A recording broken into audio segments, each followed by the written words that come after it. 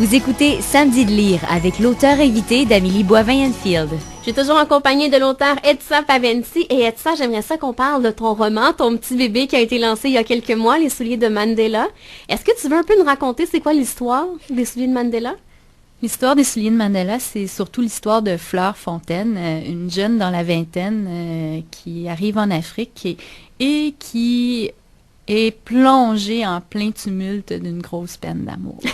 Et au moment où elle arrive en Afrique, c'est une jeune occidentale. Je me suis un peu inspirée de la naïveté que j'avais à l'époque au moment où moi-même je suis allée en Afrique, qui débarque sur ce continent-là avec ses réflexes d'occidentale et avec ses valeurs d'occidentale.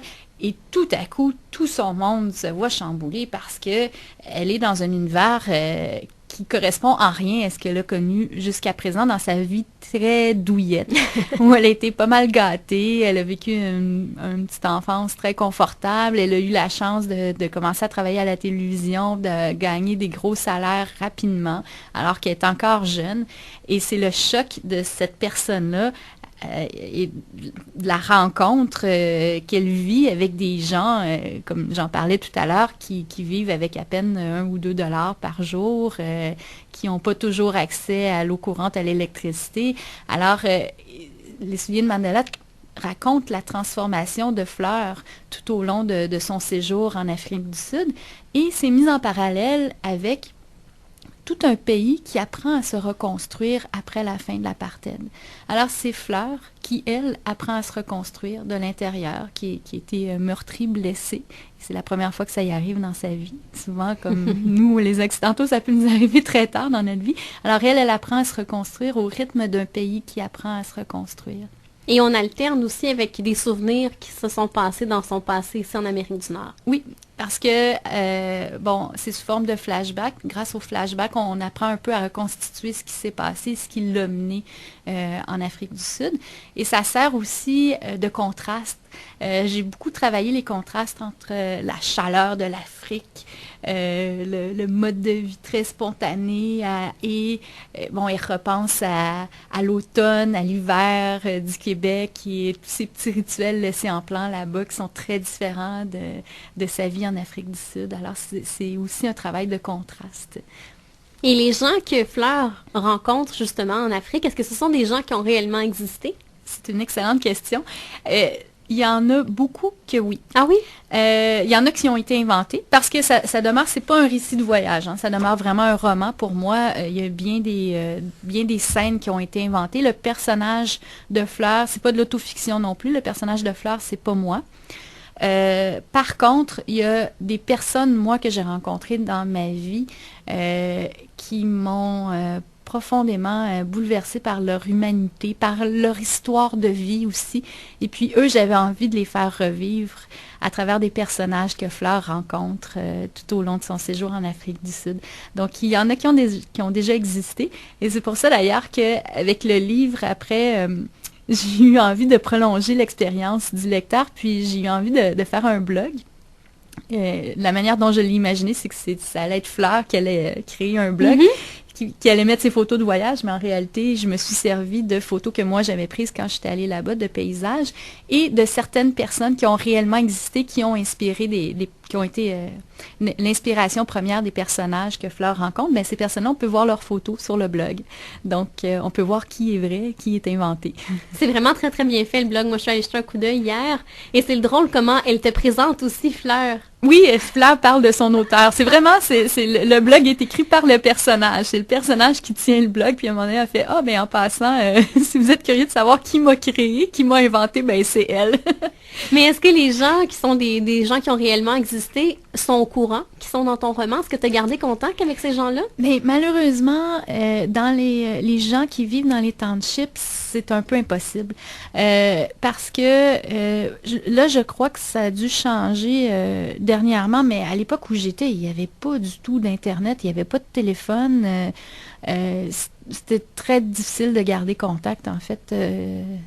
la façon, ça aurait été peut-être de continuer à leur écrire des lettres et encore. Ils n'ont pas de boîte à lettres non plus, là. Ça aurait été de l'envoyer à un organisme là-bas, puis peut-être espérer qu'ils les reçoivent. Donc, de garder contact avec des gens compliqué. qui vivent dans des endroits où, ils vivent dans des maisons, je le dis dans le livre à un moment donné, c'est des maisons fabriquées avec des bouts de bois puis de la tôle, là. Ils n'ont rien, là. Donc, ils n'ont certainement pas un ordinateur avec Internet, donc c'est plus difficile de garder contact. Et un jour, est-ce que tu aimerais ça retourner en Afrique du Sud? C'est sûr. Je rêve du jour où je vais retourner avec quelques copies du livre pour aller les voir. C'est sûr que le langage principal là-bas, c'est pas le français, c'est l'anglais.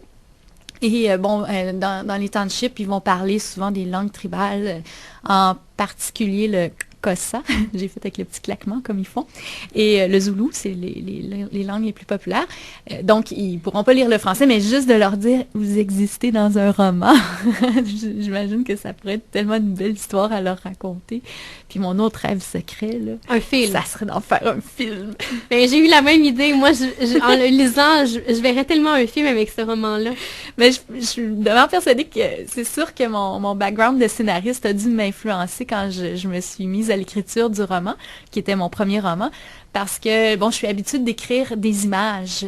C'est ça que je fais dans la vie, c'est mon métier. Alors, quand je me suis mise à écrire, nécessairement, là, en fait, je le dis en blaguant, mais des fois, je voyais vraiment où était placée ma caméra.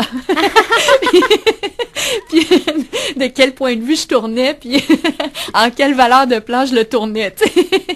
J'écrivais, puis c'était clair comme ça dans ma tête, je le voyais. Donc, je pense qu'il y a des moments qui sont très visuels. Il y a des moments qui sont très introspectifs aussi. On est vraiment on est beaucoup avec Fleur, hein, beaucoup avec ses remises en question, son regard, ses découvertes. Donc, on est aussi à l'intérieur, on n'est pas juste dans les images. On va se croiser très, très fort les doigts. Ah, j'aimerais tellement ça. Ça te permettrait de retourner en Afrique du Sud? Ah oui, ça, c'est sûr. Ouais, ça serait... si jamais je reviens te voir, là, dans 2-3 ans, là, pour te dire « Hey, ça y est, c'est fait », je vais être vraiment très, très heureuse. Et ce qui est le fun aussi dans le roman, c'est que tu as mis des petites notes et des petits dessins à côté dans certaines des pages pour nous mettre un peu en contexte. Ça, je dois avouer d'emblée, je vais rendre à César ce qui appartient à César, c'est une magnifique idée de mon éditrice, Isabelle Lompré, qui a travaillé avec moi sur le roman. C'est que, moi, ce que j'avais envie de faire avec ce roman-là, c'était pas seulement de raconter l'histoire d'une occidentale qui est en peine d'amour, mais j'avais vraiment envie de rendre hommage à l'Afrique du Sud, qui était un grand coup de cœur pour moi, aux gens qui y vivent. Puis j'avais aussi envie qu'on comprenne un peu l'histoire de ce pays-là à travers la quête de Fleur. Donc, c'est important pour moi aussi de donner des petites informations socio-historiques, puis qu'on comprenne un peu mieux le contexte, pourquoi l'apartheid est arrivé, puis qu'est-ce qui s'est passé par la suite. Puis à un moment donné, mon éditrice me dit « Ah, tu sais, à la place de mettre des notes en bas de page, peut-être ce qu'on pourrait le faire, c'est de mettre des notes dans l'image, manuscrites, comme si c'était Fleur qui venait apporter des précisions par rapport à ce qu'elle disait. Puis des fois, on s'est dit, des fois, ça peut être vraiment des notes d'ordre d'humeur de Fleur qui vient en rajouter. Ah oui, c'est vrai, il est tellement beau. Et des fois, c'est vraiment des notes qui concernent une information en particulier. Par exemple, tout à l'heure, ce que je mentionnais, je me souviens de l'avoir écrit dans une marge. Il y a 11 langues tribales. On parle en particulier le Zoulou et le Kossa, qui sont les plus parlées d'entre elles. Donc, ça varie entre des informations factuelles et des notes d'humeur. Puis, je trouve ça vraiment intéressant en bout de ligne ce que ça donne parce que on a vraiment l'impression que le personnage principal est sorti de son roman pour le commenter et l'annoter. Puis ça nous donne une espèce d'impression de proximité. Ça ajoute beaucoup au roman. D'intimité avec le personnage. On a tellement l'impression d'être dans son intimité, là. Comme si c'était un cahier de bord aussi qu'elle avait fait. Puis elle dessine aussi en plus. Oui, des petites cartes des fois. Oui, donc en plus, ça aide le lecteur à se retrouver un peu parce qu'elle voyage dans le pays. Alors, il y a des petits croquis de cartes. Donc, c'est plus facile de visualiser les chemins, le chemin qu'elle fait. Puis en même temps, ça amène un côté très personnel, le fait que ça soit gribouillé, écrit. Franchement, j'étais super emballée quand mon éditrice a eu cette idée-là. Puis on a travaillé très fort pour que ça puisse se réaliser. Et est-ce que ça a pris beaucoup de temps à écrire ce roman-là? Oui, le roman, c'est ce que je disais tout à l'heure. Je suis allée en Afrique pas mal plus... il y a déjà au-dessus de 10 ans.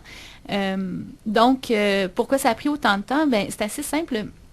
C'est très peu de temps après que je sois revenue, j'ai commencé à l'écrire. Ah oui, OK. Oui. Et finalement, ce qui s'est passé, c'est que avec le métier que je fais, je me suis rendu compte que c'était très difficile d'écrire un livre parce que quand je suis en tournage, c'est des 12-14 heures de travail, de journée de travail. Et après ça, je rentre en montage. Mais quand je suis en montage, je suis dans l'histoire de mon film. Donc, je trouvais ça très difficile de composer une histoire, puis en même temps de revenir, puis d'avoir 2 heures de libre chez moi, puis de me replonger dans une autre histoire. J'y arrivais pas. Il y en a qui le font, puis je leur lève mon chapeau, là. Mais moi, à un moment donné, il a fallu que j'en arrive à la conclusion que c'était pas possible avec moi. Comme façon de travailler, ça fonctionnait pas. Et parfois, la vie est bien faite. Un jour, j'avais un gros contrat. J'étais bookée pour un été au complet de tournage intensif. Et du jour au lendemain, le contrat n'a plus eu lieu pour des raisons vraiment hors de mon contrôle. C'était pas à cause de moi. Et je me suis retrouvée du jour au lendemain avec un été complètement libre, alors que j'étais surbookée. Puis je me suis dit, hey, Yetsa Paventi, depuis le temps que tu veux écrire un livre, c'est maintenant que ça se passe. Puis là, j'ai été super disciplinée. Je me suis levée chaque matin très tôt pour écrire. Puis c'est grâce à ce 3 mois-là que j'ai enfin pu le terminer puis l'écrire. Donc, on peut dire que c'était une écriture intensive de 3 mois, mais il y a longtemps que j'avais commencé puis que ça avait mûri en dedans de moi puis que j'y repensais. Donc, voilà. Wow! Alors, on rappelle le titre aux gens, Les souliers de Mandela, et on se reparle dans les prochains instants avec ton coup de cœur.